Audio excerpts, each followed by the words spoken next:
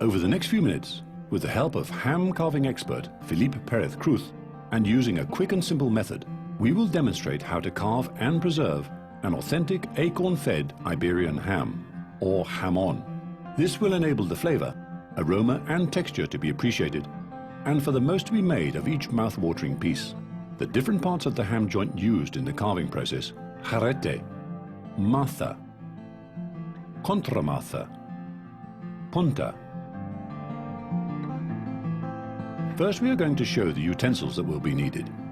3 different knives will be used: a wide-bladed knife, a sharp-pointed knife, and a long, thin-bladed and flexible knife to slice the meat.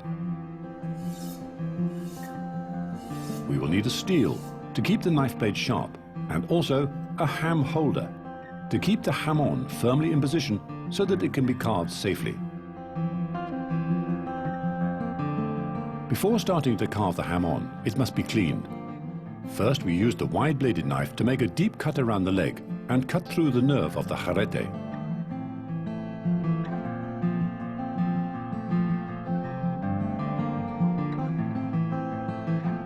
We remove the rind and clean away the outside pork fat, which has a yellow color and a rancid taste, leaving the meat clean and ready to be carved.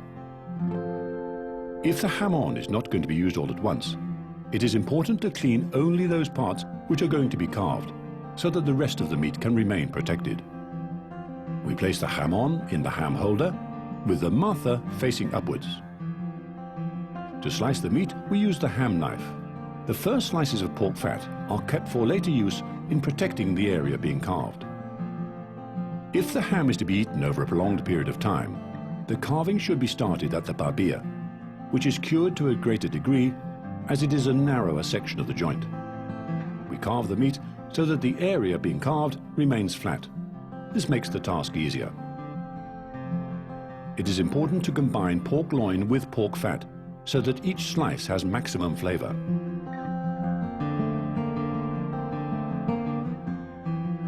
When the hip bone is reached, we use the sharp-pointed knife to separate the jamon from the bone, trying all the time not to damage the meat.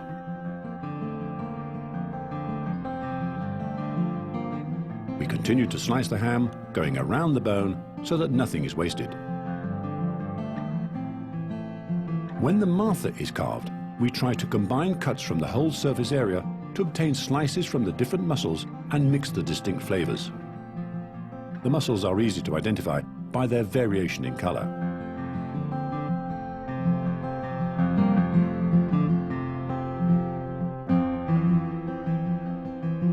Once this part is finished, we turn the jamon over so that we can start carving the contramaza and the barbilla.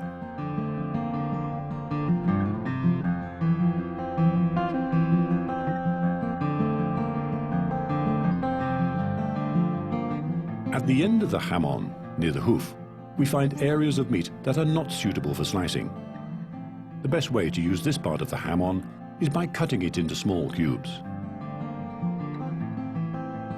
Now, all you have to do is to enjoy the taste of authentic Iberian acorn-fed ham.